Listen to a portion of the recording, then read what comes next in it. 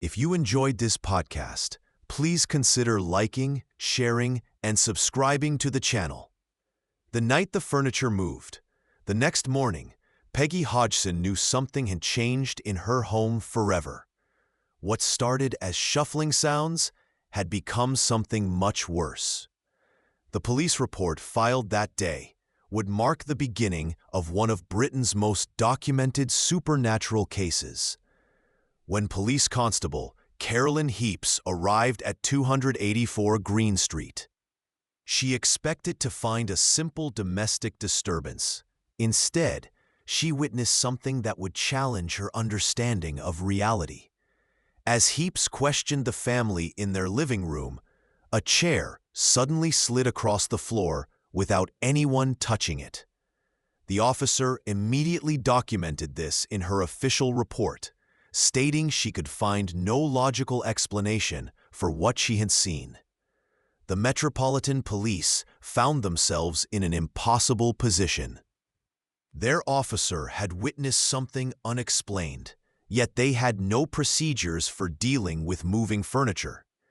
After checking the house for hidden wires or mechanical devices, they left the family with a simple message: this was beyond police jurisdiction. Desperate for answers, Peggy contacted the Daily Mirror newspaper. This decision would later raise questions about the family's true motives, but at the time, she simply wanted help understanding what was happening to her children. The investigators arrive and divide.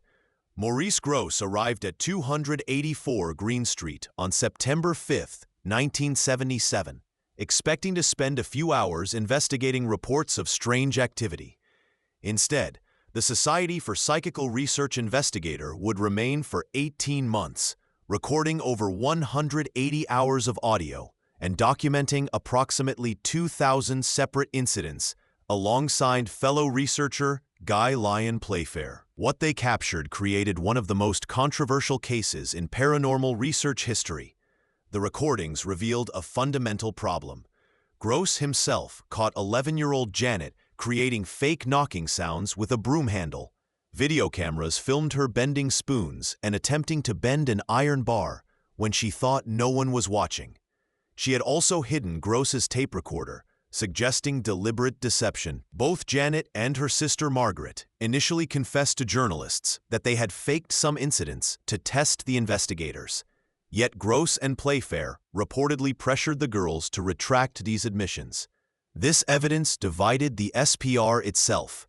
Over 30 independent witnesses, including neighbors, police officers, and journalists, reported genuine, unexplained phenomena. However, SPR members Anita Gregory and John Beloff concluded the investigators were being systematically fooled. At the 1978 Cambridge Conference, serious doubts emerged after experts examined the videocassette evidence, while stage magicians identified clear signs of hoaxing that the paranormal researchers had missed. The voice that shouldn't exist. What investigators heard next defied medical understanding of how human vocal cords work. Janet began speaking in a deep, raspy man's voice that sounded nothing like her own. The voice identified itself as Bill Wilkins and claimed to be a former resident who had died in the house. This happened just after Maurice Grosse had supposedly told the children, "All we need now is the voices to talk." During questioning by Richard Grosse, the voice provided specific details about Bill Wilkins' death. It claimed he had suffered a hemorrhage while sleeping in a corner chair downstairs and died at age 72. When investigators checked these claims, they discovered a man named Bill Wilkins had indeed died in that exact house. Even more striking, Terry Wilkins, Bill's son, confirmed his father had died sitting in a corner chair in the living room, precisely as the voice described. The medical question puzzled experts. How could an 11-year-old girl maintain such a drastically different vocal quality for hours without training or damage? Skeptic Bob Cowdy argued the voice fell within an imaginative teenager's abilities. investigator Guy Lyon Playfair noticed Bill shared Janet's habit of changing topics suddenly. Critics suggested Janet could have learned about Wilkins from neighbors. Despite these explanations, the vocal mechanics remain medically unexplained to this day. A levitation evidence, photographs that prove nothing. On December 15, 1977, photographer David Robertson set up his camera outside the girl's bedroom while automatic equipment captured images every 15 seconds throughout the night. The resulting photographs would become the most famous and controversial evidence from the entire Enfield case. One image appeared to show 11-year-old Janet suspended horizontally in mid-air, several feet from her bed, her body rigid and parallel to the floor.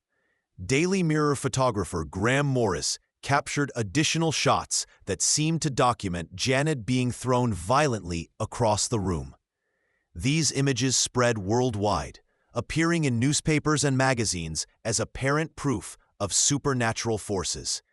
Janet herself later recalled the terror of those moments, saying the levitation felt frightening because she never knew where she would land. Maurice Grosse documented multiple witnesses who claimed to see Janet lifted and dragged around by invisible hands.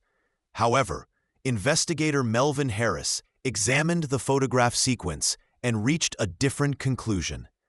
He noted that Janet was her school's gymnastics champion and argued the images showed nothing more than athletic jumps off the bed. When viewed as a sequence rather than isolated shots, Harris claimed the body positioning matched someone bouncing like on a trampoline, not floating through supernatural means. The debate centers on Robertson's careful positioning to prevent trickery and testimony from multiple observers who insisted they watched levitations occur under conditions where simple jumping would have been obvious. The admission that changed nothing. In August 1978, Daily Mail journalists recorded Janet and Margaret making a shocking admission. They told reporters they had faked some incidents to see if Mr. Grosse and Mr. Playfair would catch us. Video footage captured Janet bending spoons when she thought no one was watching. Maurice Grosse himself witnessed Janet creating fake knocking sounds with a broom handle against the ceiling. The investigators estimated only 2% of their documented incidents were obviously fake. Grosse and Playfair responded by pressuring the girls to take back their confessions. They insisted the occasional trickery did not make the genuine phenomena less real. Skeptical researchers Anita Gregory and John Beloff drew different conclusions. They believed Janet and Margaret were systematically fooling everyone involved. Gregory noted something suspicious during her visits. Whenever she was present, the supposed paranormal events simply stopped happening. This pattern suggested the girls could control when phenomena occurred. Yet this interpretation created serious problems. Over 30 witnesses had reported strange events, including police officers with no reason to lie. The Nottingham neighbors who saw the first incidents had nothing to gain from false stories. Even John Beloff, despite his skepticism, witnessed events during his December 1977 visit that he could not immediately explain. How could two young girls fool so many different people across so many months? The Unresolved Legacy. In 2019, a new piece of evidence emerged that changed how people could study the Enfield case. Researcher Melvin Willen spent years collecting and organizing all of Maurice Grosse's original tape recordings from the investigation. He published them as the Enfield Poltergeist tapes, making the actual voices and conversations available to anyone who wanted to listen. These recordings contain hours of material that most people had never heard before. You can listen to Janet speaking as Bill Wilkins, hear the investigators talking among themselves, and follow long stretches of ordinary conversation. The tapes show how boring most paranormal investigation actually is. Lots of waiting around, casual chat, and confusion about what just happened. The recordings also preserve moments when the investigators sound genuinely puzzled by what they witnessed. But they also capture times when Janet was clearly playing tricks. This mix of real confusion and obvious fakery makes the case even harder to judge. How do you decide what's real when the same people who fooled investigators also convinced them something strange was happening? Nearly 50 years later, the Enfield case still divides people who study these events, with identical evidence supporting completely opposite conclusions.